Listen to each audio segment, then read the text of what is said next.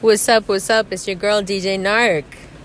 I am sitting in the pouring rain on the Upper West Side of Manhattan. It seems fitting that we would be doing the Water Crystal podcast and getting into Cymatics as I sit here in a vehicle that is mainly glass but also steel with water just pouring down, as you can hear.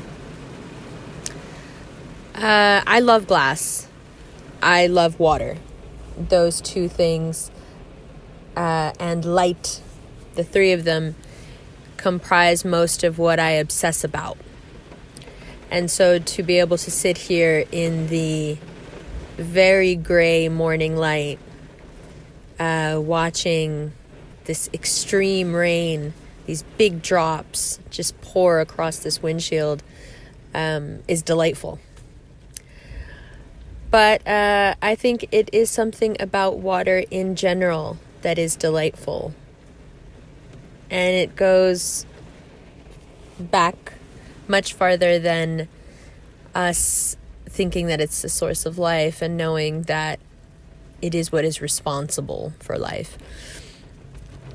I think on an instinctual level, back in the mystical days, we knew that water was an interplay with consciousness. At least that is the conclusion that I've come to over the past, 20 years of thinking about this. Now, starting off from that premise, I was able to easily find proof that that's indeed what it was. But it took me a while to see every side of it.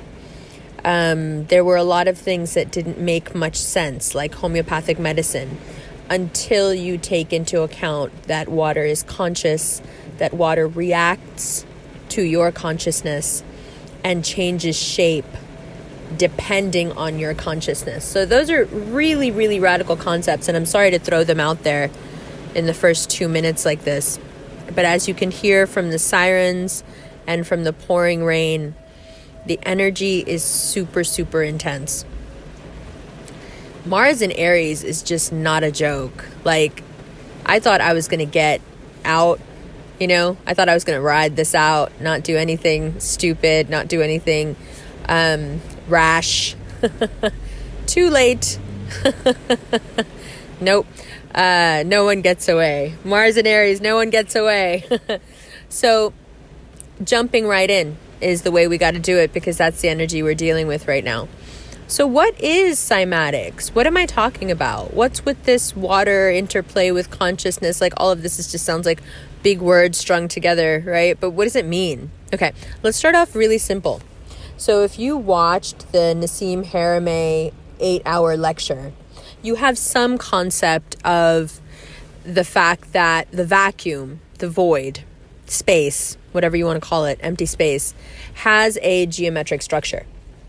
Nassim has worked on this for a really, really long time and was able, through determination and consistent hard work, and just this expansive mind that's like, I think it's like he has 4 planets in Scorpio or 7, just this mind that is able to delve into the minutia of the thing. He discovered that the vacuum actually has a shape, and it's the same shape that is referred to in the Old Testament as the Tetragrammaton, or the name that's given to God. Tetragrammaton also being a shape, a geometric shape.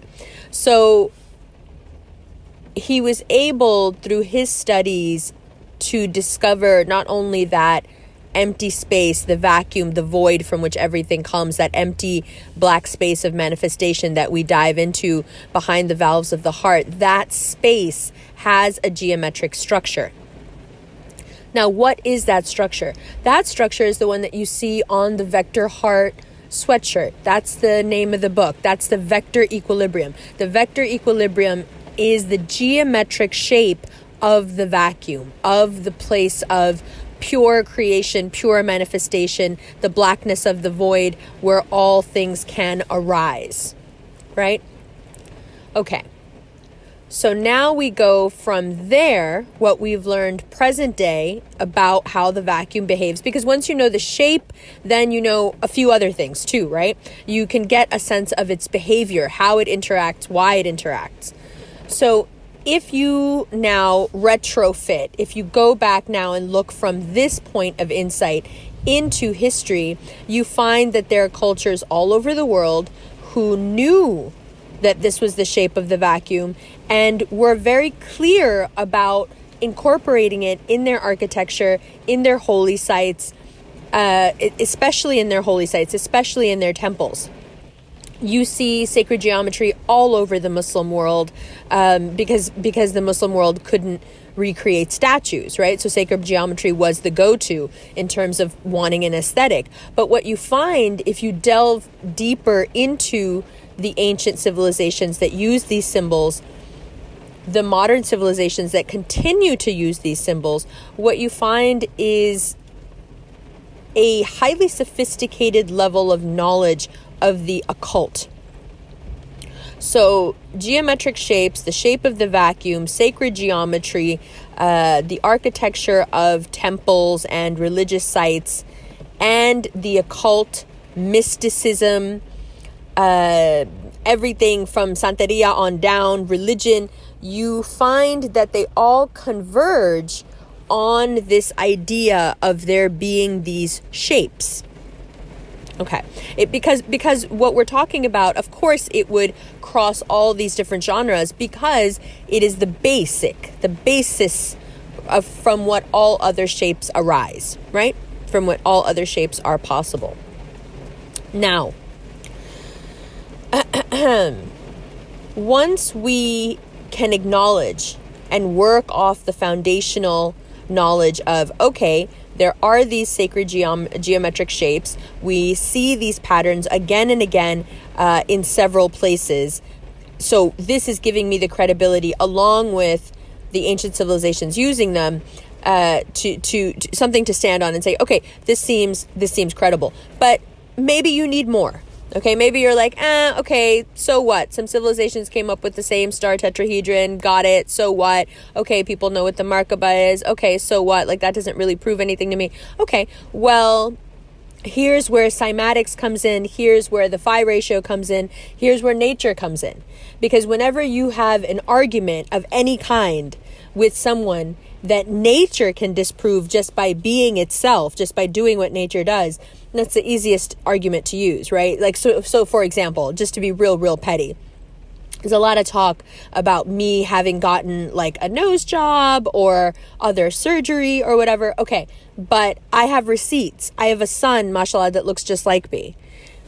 Right? Nature. You can't fight nature. You can't tell me I look the way I look because I got work done if I've got, mashallah, an 11-year-old running around with the same face. You know what I'm saying? Nature. The receipts that nature gives you are the best receipts, is what I'm trying to say. So, let's look for some receipts. Now, in nature, we find a couple of things that are just staggering. One, everything seems to grow at the same frequency. Two, things seem to grow in the same shapes. There is a Fibonacci sequence and a phi ratio according to which snails grow their shells and waves roll and sunflowers grow and grass spirals out of the ground. It's the same ratio at which your hair spirals out of your scalp. Okay, and we're going to talk about hair. We're going to talk about hair and spirals and all that in a minute, but just hold that thought. So we are as well, from our fingerprints to the swirl of our hair, we are as well an embodiment, a manifestation of this phi ratio. Okay, so that's one proof that you see it all through nature, throughout all of the animal kingdom. You find this same ratio in the proportions of our hands to our fingers to our torsos, in the proportions of flowers, and everything that you can think of follows a phi ratio. Even things that you wouldn't think of. Even the orbit of certain things, like it's from big to small. It's fractal. It's fractal is what it is. So what we can discern from this is that the phi ratio, the fractality of it, is what creates us. So there is this overarching mathematical ratio, right? And from it descends everything that we call matter and creation in this particular simulation, in this particular construct that we're in, right? So it's probably on the outside is probably called something like the phi simulation, right? Let's see what happens if you have everything in a certain simulation grow with mammals and blah, blah, blah. Actually, with just amoeba, let's say with just single-celled organisms, what happens if you introduce a simulation that the frequency of it is the phi ratio? What happens to that single cell amoeba, and where does it go from there? And I think I'm presuming here, but it looks like, again, if you're retroactively like looking back at this and trying to reverse engineer it, which is all we can really do, right? It looks like everything that has come from that point forward has been because we follow this very strict math. Okay, now let's look for some more proof. Okay, because although that is very compelling on its own, still there is more proof to be had. I feel like an infomercial guy right now. You know, God bless his soul, that guy that died because he got hit in the head with the suitcase, Billy Mays. Wait, there's more. But wait, there's more. The OxyClean guy. Aw. So just be careful when you guys are getting on and off planes. So many people have like embolisms and aneurysms and shit because they get hit in the head by some asshole putting his luggage in the overhead. Like, you should see me when people are like standing above me or trying to put something in overhead. Like, the look on my face, like my eyes are locked. My eyes are locked on you. I'm giving you like the hood stare. Like, I will get up in a fucking heartbeat. Like, just be real careful what the fuck you're doing right now. Anyway. So wait, there's more. that was the whole point of that. But wait, there's more. So we also find that these shapes, this ratio is expressed in places that we thought were perhaps too small for this sort of expression. I mean, it's one thing to be like, oh, wow, it's really cool. A sunflower, follows the phi ratio. Oh, really cool. A nautilus shell follows the phi ratio. Hey, cool. It's the way a wave spirals. Hey, cool. Like, that's really cool. That's really great, right? But we're still talking basically macro level. If something is fractal, you'd be able to see it all the way down.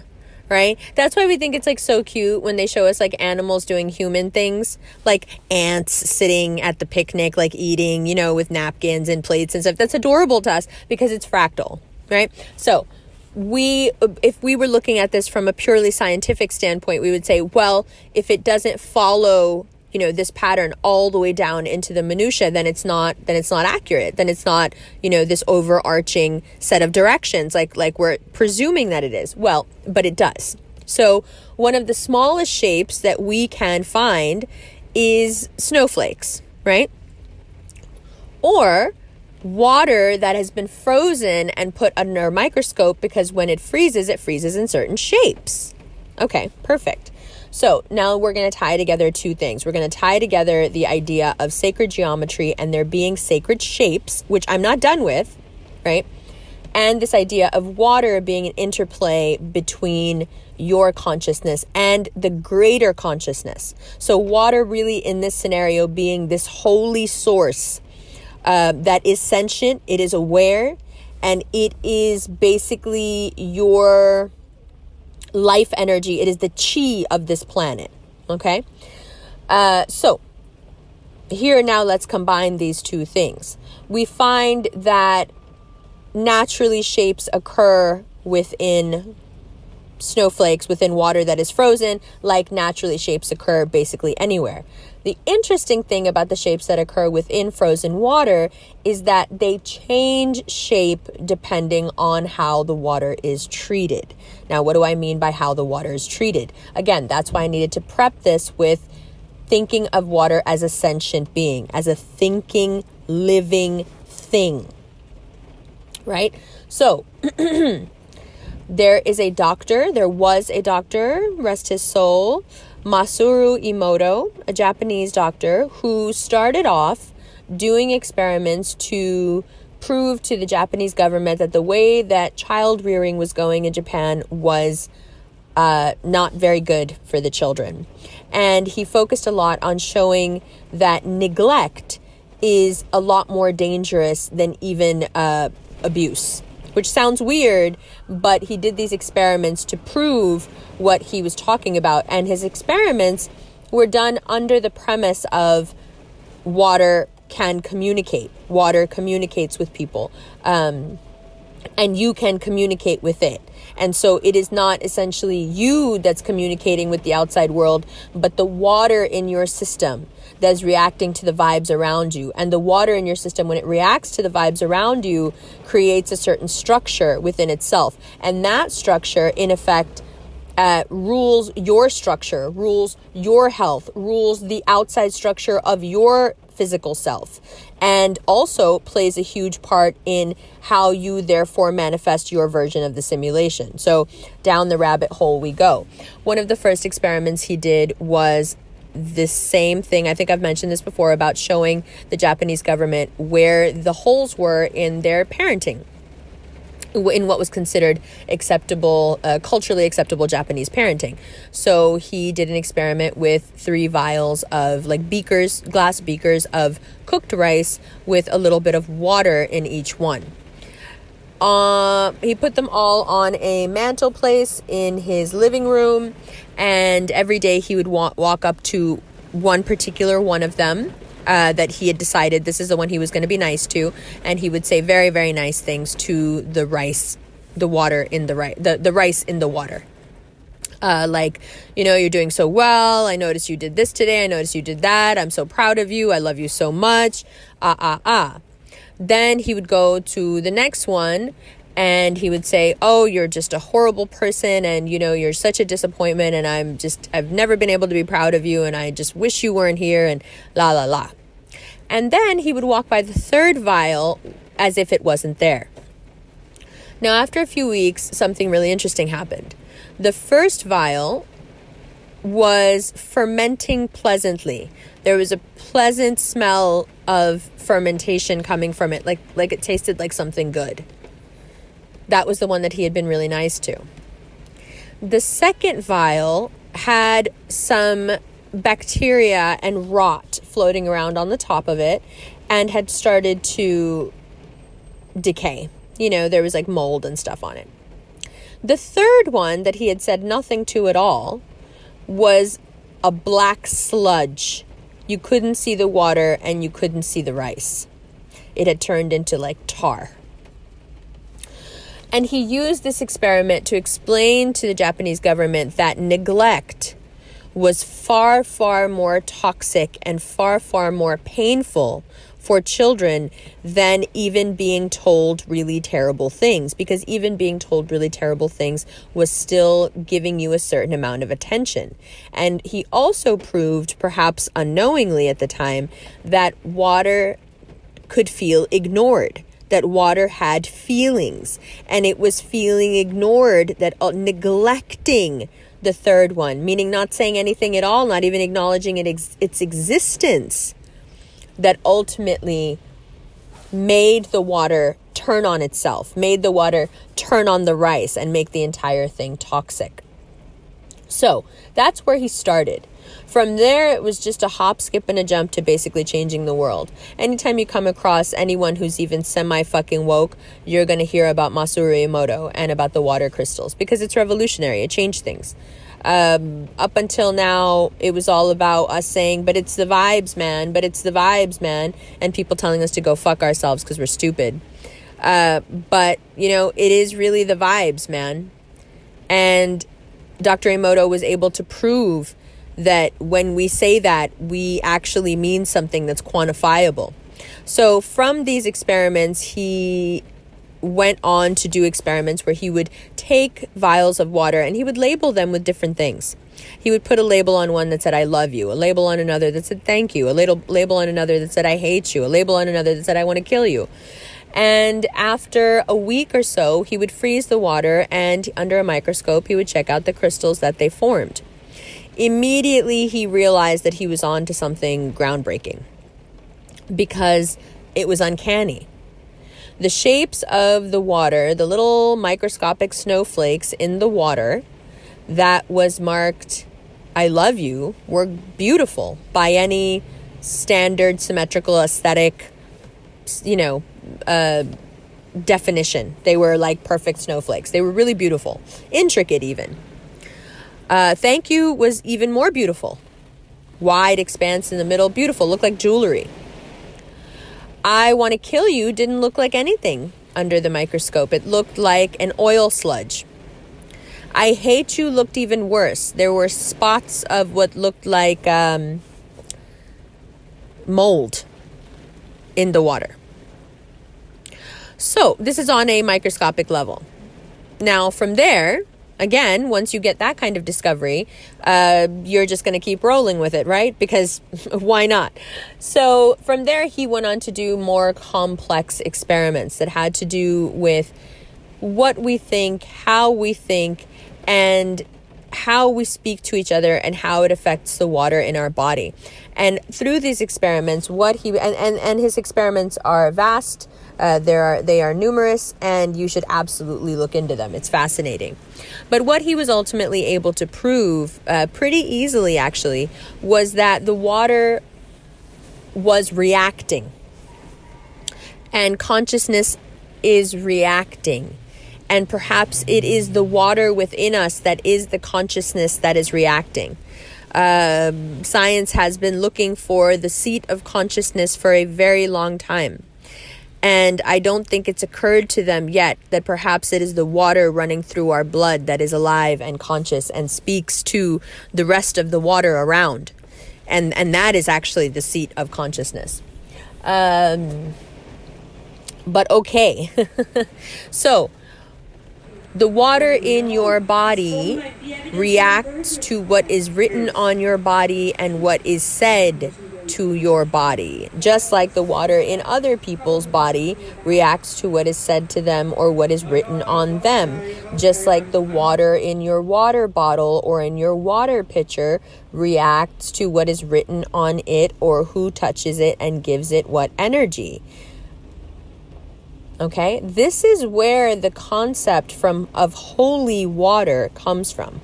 Actually, it goes even further back than that, because ultimately you're talking about the use of the Ark of the Covenant, and water was the substance that was needed to make the Ark work. It was the medium through which the Ark worked. In the back of the Temple of Solomon were what was called the Little Sea, where the water that was used for the Ark of the Covenant was kept, and people would come and take water from there because it would cure their ills. It would make their crops grow faster. So they would charge the water with the Ark of the Covenant, and then they would flood the fields with it, and they would have these enormous yields. So holy water ultimately comes from this idea of the water being in the presence of, in the case of Jerusalem, the Ark of the Covenant, a life energy. Right? A life energy machine. In most cultures where you find pyramids, you will find water nearby, or they were made in the water and the water has dissipated over time. So again, a huge connection between even Judeo-Christian religion and what we think of as God and water. It's there. Water being the medium. Okay. So holy water is something that Dr. Emoto also explored, taking water from a reservoir, Tokyo drinking water reservoir, freezing it, looking at the crystals, and there were none. It looked horrendous. Again, it looked like a rainbow oil spill or something, like an oil slick. And then doing a Japanese blessing prayer over the water and testing the crystals again and having them look absolutely beautiful. Same water, same place, same time, just with a different intention. And so we get to the crux of the matter. Water reading your intention. Now, if we look at something like The Secret Life of Plants, you see that the plants react to intention. When that FBI guy with his lie detecting machine hooks it up to his house plant And the houseplant registers when the guy thinks, maybe I can get the plant to react by dipping its leaf in this hot coffee I have here. The lie detector goes off the charts, right? The needles go off the charts because the plant not heard him, okay? Because that's such like a human way to think of it, but it reacted to the intentionality of the water in his body. The water in the body of the plant reacted to it and knew it. Okay, water is telepathic is what I'm trying to get to. Water is a sentient, conscious thing that lives in you and around you. And it is aware. It knows what's going on. It changes shape according to whatever shape the vacuum is in around you. Okay, that's the point we need to get to. So, we're talking fractal, right? So if somebody writes on a jar, I love you, and you put water in it, we know what I love you is. We know what love means. We know what kind of a concept, what kind of a power it has, what kind of a hollowed place it has amongst all the other emotions and all the other things that can happen in the world. It's a very powerful concept, and it's something we all agree on universally, yes? For example, the love of a mother, okay? Now, you're going to take all of that and you're going to place that, all of that, right? Everything referential that the vacuum can think up that means love. I love you. And it's going to pour into, right? Like attracts like. It's going to pour into that water. And that water's water crystals, that water structure, as it interacts with the vacuum, as it interacts with the void, that water is going to change structure to match what is being told to it, what is being programmed into it. Now, you take this water and you drink it. And now you have, if we were looking under Dr. Emoto's microscope, these gorgeous water crystals all through your body. And what they do is, now there's a really fascinating documentary about water. It's a Russian documentary on YouTube. It's pretty easy to find. And what they're able to prove is that if you take, for example, normal tap water and you take blessed water, in the documentary, they take water from an Eastern Orthodox, Greek Orthodox church. They're big into blessing water in a certain way. And they believe in it very much. So do Muslims, so do Christians, everyone does. And they take a few drops of that holy water and they put it into the tap water, okay? And then they look at the crystals in the tap water, and the tap water changes to reflect the crystal structure of the blessed water. So programmed water is stronger than non-programmed water. So this is where, for example, if you grew up in a Muslim household or a Hindu household and they gave you blessed water to drink, they would take a little bit of the blessed water and just pour it into your cup, into where your water was. And you're like, okay, but this isn't the same thing. And my mom would be like, yes, it is the same thing. Now all that water is blessed. Drink it. You see what I'm saying? So when I first found out about this, my mind was blown because we've been growing up, you know, this is just a mainstay in our house that there's this one glass of water that my mom always has by her bed. And it's just always blessed water, and she's always making you drink out of it. Always. Like, the woman is just like a constant, like, since we were little kids, and we always thought it was so weird. Like, it's like, you know, these things that you don't tell anybody. Like, yeah, in my house, my mom be doing this thing where she blesses the water in this like weird way, and she forces us to drink it. Like, it was just kind of bizarre, you know? And then started learning about this stuff like so much later in life and being like, oh shit, mom, like, did you know about this and this and this? And she's looking at me with like the face, like, get the fuck out of here. Of course I fucking knew. What the fuck do you think I was doing all these years? Just being a fucking psycho? Like, of course I fucking knew.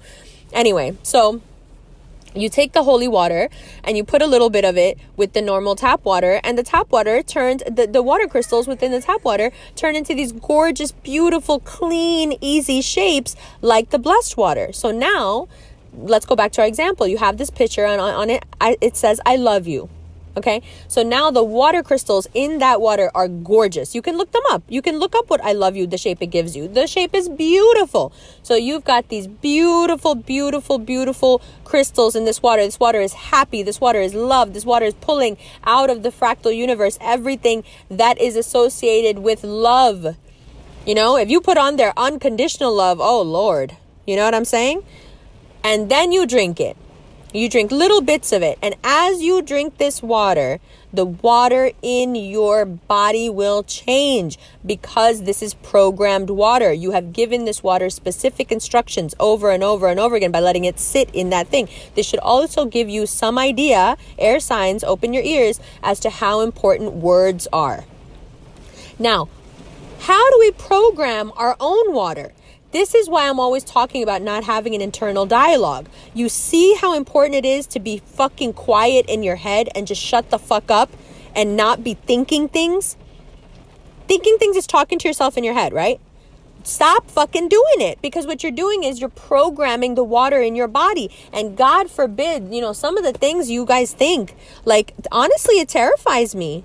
Like, I don't even know how else to put it. Honestly, some of the shit you guys think about yourselves scares the fucking shit out of me. Like, how could you ever think that about yourself?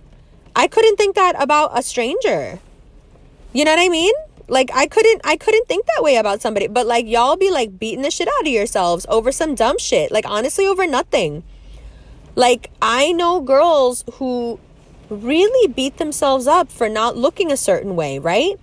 But, like, ultimately, you're being so unkind to yourself. Like, that's where I always get stuck.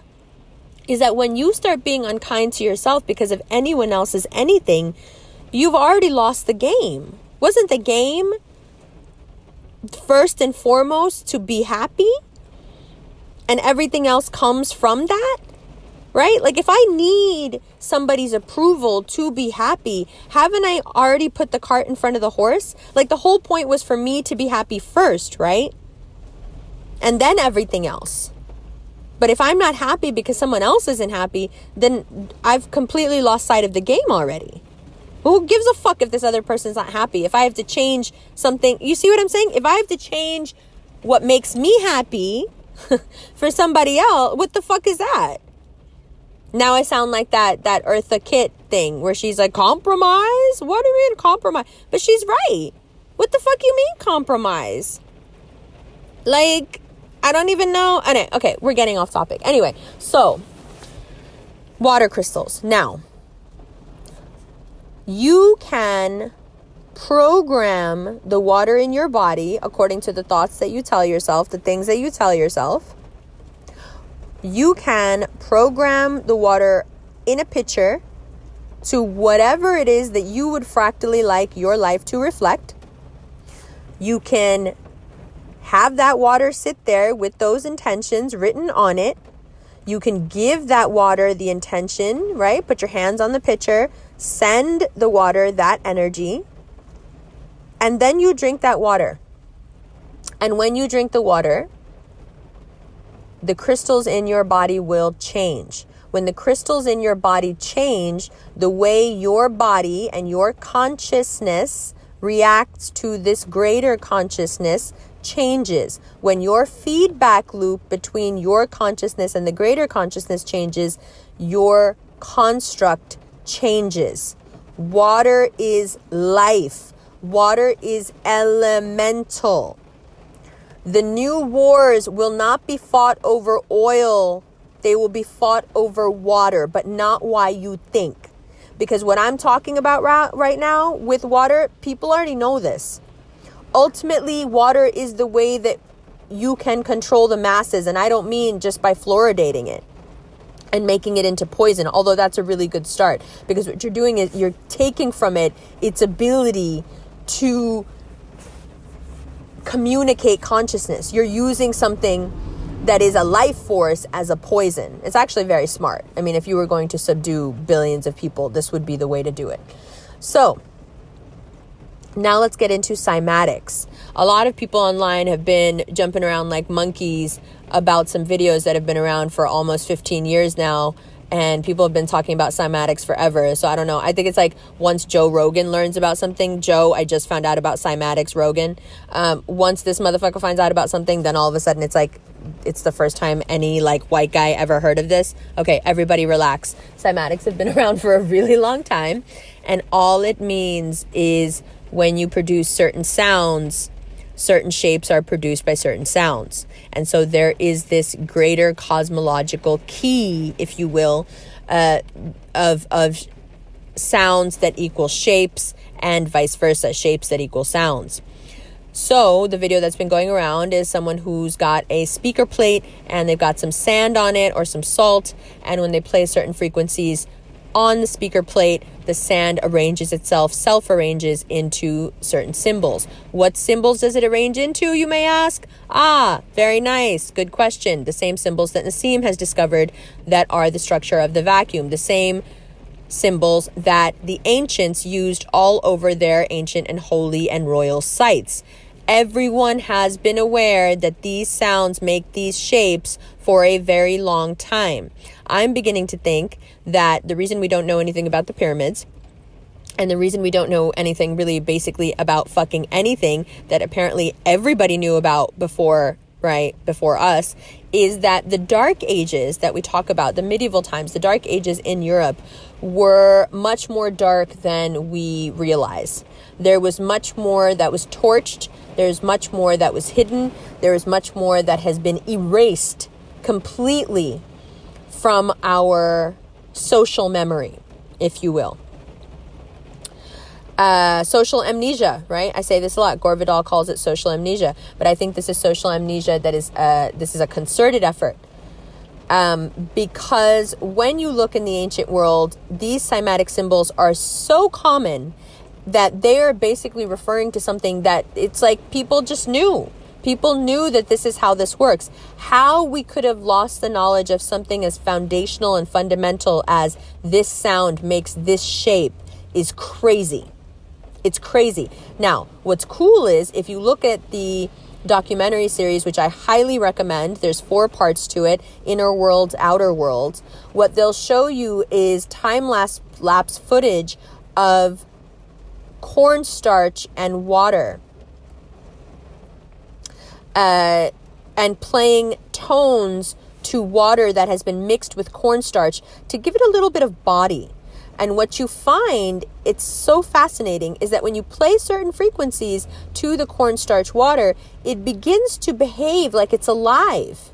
It begins to self-arrange itself into arteries and branches and moving pieces, and it looks like trees, and then it looked like veins, and then so it's just expressing that fractal phi ratio again and again and again and again and again within this frequency. So there's a frequency range within the phi ratio, and whenever we hit these frequencies, because it's the only frequencies we know, we create certain shapes out of water, out of sand, out of any material that we find in this construct. Now, water doesn't need, like sand, like salt, doesn't need you to play a tone to it to arrange in a certain way. You can do it just with intentionality. That's the difference.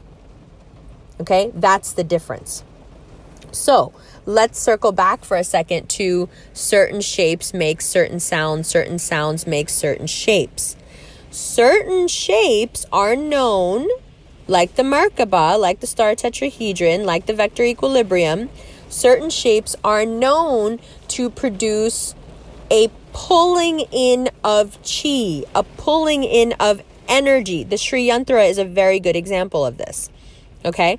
So, certain geometric patterns are known to pull the chi in, but also when placed on water to make the crystals within the water phenomenal. Okay? So what we're essentially talking about now is taking these shapes and wearing them on your body so the water crystals in your body start to react to pulling in all this extra chi. That's why you keep hearing people say, oh, I'm wearing my Vector Heart sweatshirt and everyone keeps telling me how calm I am today. And everyone keeps telling me like I've just like had it together all day today and I just seem like I'm just flowing. Well, yeah, because the Vector Heart is like a key. And it's keeping you in the flow of the larger geometry of the construct that you're in by keeping you in alignment. And how is it keeping you in alignment? Is that it's keeping your water crystals in alignment. It's keeping the part of you that is consciously interacting with the outside in alignment. So yes, do your thoughts create things? Yes, but your thoughts create things by your thoughts creating your water crystals and your water crystals reacting with the construct and creating the things. There is a missing step here. Right? There's a step that has been hidden from us. Like, did you know about the little sea behind the Temple of Solomon? Did you know that the pyramids were basically standing in water back in the day? Did you know that the Sphinx was basically built on water? Like, get into it. There's a lot of this type of shit. You know, I'm telling you, it's been hidden. And the reason it needs to be hidden is because think about how revolutionary and how revolutionary and how scary it is. Are you telling me with just a few shapes and some water, I could affect real change on this construct? Yes, that's exactly what I'm saying. I'm telling you that through the utilization of water properly, through the utilization of techniques used to pull in chi, like qigong or yoga or falun or whatever you're doing, and the use of geometrical pattern, sacred geometry, for lack of a better term, to keep your water crystals in alignment, I am saying much more than just that you can affect the construct. I'm saying you can astral travel. I'm saying you can be in two places at the same time. I'm saying you can ask for pretty much anything you want and get it. I'm saying that when you're in the flow and in alignment, there's not much outside of your grasp, because the only things you want are things that the universe is more than happy to provide, because you're walking around with this energetic signature, this water crystal signature, that when the construct checks in with you, when the vacuum checks in with you and goes, how you doing, which is happening like second to second to second to second, right? It's feedback between you and the universe, and it checks in and it goes, oh wow, your crystals are like totally on point. Okay, cool. Okay, what do you need? Like, you just jump to the front of the line. Okay, what do you need? Okay, I need this. Okay, cool, here you go, bye. And then it checks in with you again. It's like, whoa, you're still there. You're consistently, like, your water crystals are on point, bro. Yeah. Okay. Well, what do you need? Here. Because you're just pulling everything in. And how are you pulling it in? Because the shape that you're wearing, the words that you're wearing are keeping you in a space that makes you receptive. The universe wants to come to you. It wants to give you things because it's same recognizes same. Like attracts like. The universe is abundant, and the symbol of its abundance, the shape of it, when it is by itself and not fucked with by anything, is the vector equilibrium. If you wear the shape of it, that's like a gang sign. You know what I'm saying? Like, you walking through South Central and you got on a bunch of blue, like, people gonna be nice to you. Right? People gonna be nice to you. So, like, the universe is like a gang, and you wearing gang colors when you wear these sacred geometry shapes, and especially when you're wearing the vector. And, you know, the gang leader is like, oh, you one of us? Oh, cool. What you need? I got you. Like, we like the biggest gang in the world. Like, we got everything. You flying our colors, you wearing our colors, like, we down. Good. Let's go. Let's do this. You see? So, in that same way, I can't believe I just turned the feedback mechanism between the universe and you and your consciousness that Nassim took all this time to figure out and so elegantly, you know, explained. I can't believe I just turned that into a conversation about gangs. But hey, I'm not wrong though. Anyway, so once you have yourself in alignment, once you realize what it is that certain music, certain emotions, certain energy, certain vibe is doing to your water crystals that you have to walk around with. You got to walk around with the aftermath of the construct and how it looks because of how your crystals are behaving. Once you get cognizant of this, you start looking at everybody funny. Like, people come near you. I'm telling you, people have been this way with me since I was a kid. They just be like, she's too picky. She doesn't want to be around anybody. You're right. I don't. You're absolutely fucking right. And ever since I was a little kid, I would just look people right in their face and be like, you're right. And I'm not going. And they'd be like, damn, but what's wrong with you? Why can't you just give people a chance? No, I don't need to give that bitch a chance. I know exactly what that bitch is about. Her fucking water crystals are screaming from across the fucking room trying to fucking infect me with her bullshit. No, I don't want to be around her. I would say that all the time as a kid. I don't want to be around him. I don't want to be around her. I don't want to be. And people would be like, damn, can't you just like smile and be a little kid and just like take one for the team? No, I can't. And I'm not fucking smiling either. Fuck you. I stopped smiling as a kid. People tell me all the time, oh my God, you have such a beautiful smile. Smile, smile, smile. No. Fuck you. No. But it's the water crystal thing. It's because when you're really, really, like, little kids are really in touch with this. Little kids, their consciousness, their water interplay, their water crystal interplay is written all over their faces. You can see it. And they know when they're in the presence of somebody whose fucking consciousness is off. They fucking know it. They can feel it because their body starts to react to it. And I've always been the same way. And thank God, like, alhamdulillah, I've never lost it. I still have that sense. Right? And I think this is the other reason when you're highly in alignment, if you're wearing your vector stuff, or if you find other sacred geometry stuff, or for example, like the one I used to do for Baba, every moment is sacred, every place is holy. When you wear stuff like this and you're in alignment and your crystals are just like beaming beautiful, there's a lot of things that start to happen. Abundance, symmetry, beauty, relationships, love, everything is, you become a magnet for so many things. One of the things you become a huge magnet for is kids and animals. Kids and animals will seek you out and be like, sup, Holmes? Like, you see me, don't you? And I'm like, yeah, I see you. And they're like, yeah, nobody sees me. And I'm like, nah, I see you, fam. Like, kids are always saying that to me. Little kids are always saying to me, nobody talks to me like you talk to me. And I'm like, because I'm talking to you like you're a person. Like, I'm not trying to talk to you like you're a kid. My kid asked me something the other day and he was like, is that okay? And I was like, what do you mean is that? I'm not going to judge you. I'm not going to judge you. Yeah, it's fine. Like, you don't even need to ask me like that. Like, I'm never going to judge you. And I said to him, I'm like looking at him on FaceTime. I'm like, Baba, I'm never going to judge you. And the relief that came over this child's face, a kid that's about to go through puberty, think about it. That's exactly what you want from the maternal, like the mother in your life, the maternal figure in your life, the woman who becomes the template for what you like about women, whether you're gay, straight, or whatever, just like how you appreciate women. That person at a very pivotal point in your life is saying to you, I'm never going to judge you. I'm never going to be that person or that energy in your life. Think about the water crystals. Think about how his water crystals reacted to that. Think about how the consciousness that is the water in your body and the way it's charged gets attached to other people because of the way they make your crystals look and feel. You see how this is all related? I could palpably feel the relief in his little body. The relief of, oh, thank God, I'm not going to be judged.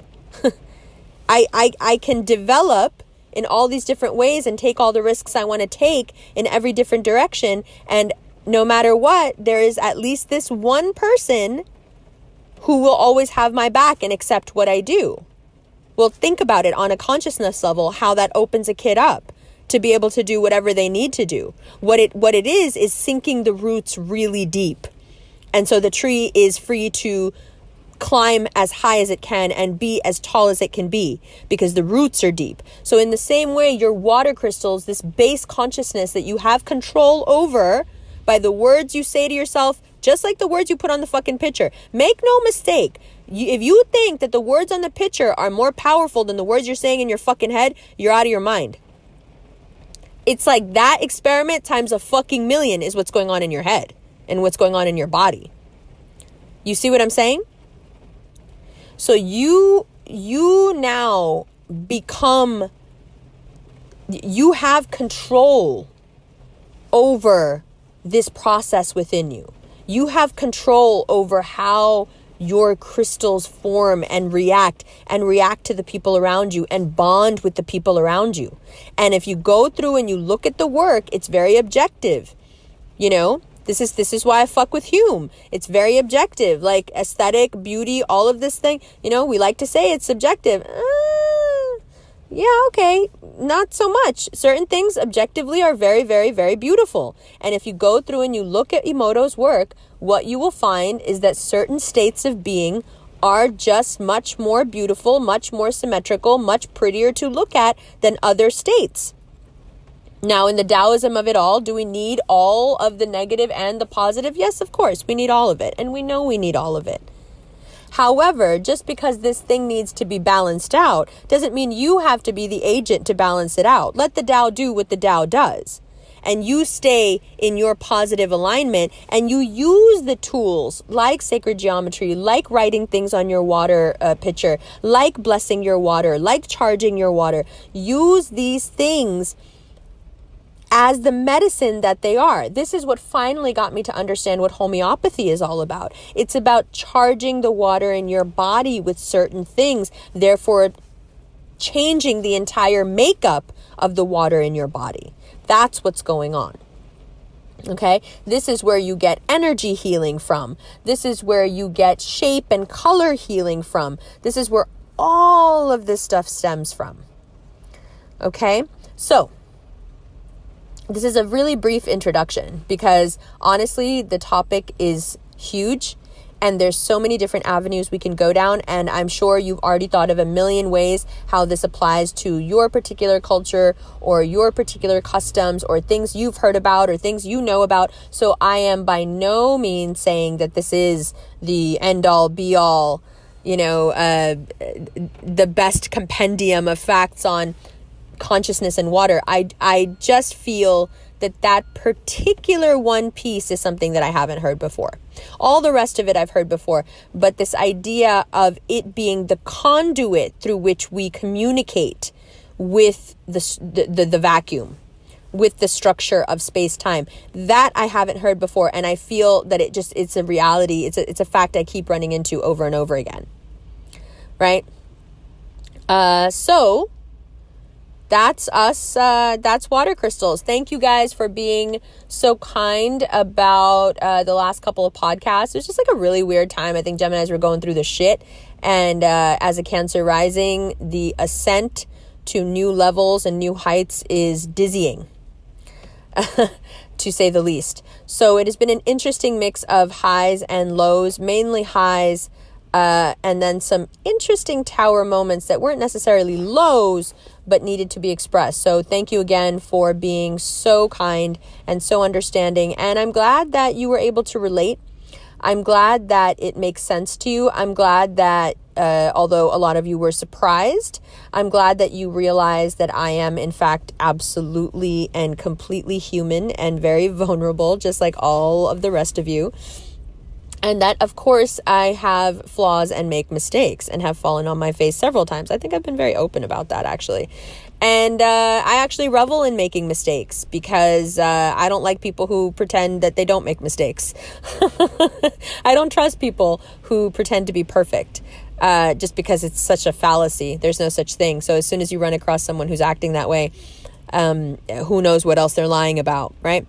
So although I like to present a perfect product in the capacity of the work that I do not profess to be perfect in any other arena of my life. But I do absolutely believe that in your work, whatever your work may be, you should do it with perfection. And in your aesthetic, whatever your aesthetic may be, although however questionable I may find it, you should do it to its perfection. That I do believe. But as far as when it comes to life and relationships and love and interpersonal relationships and, all those things, of course, there is no such thing as perfection. Of course, there should not even be a striving towards perfection. Relationships are anything but perfection.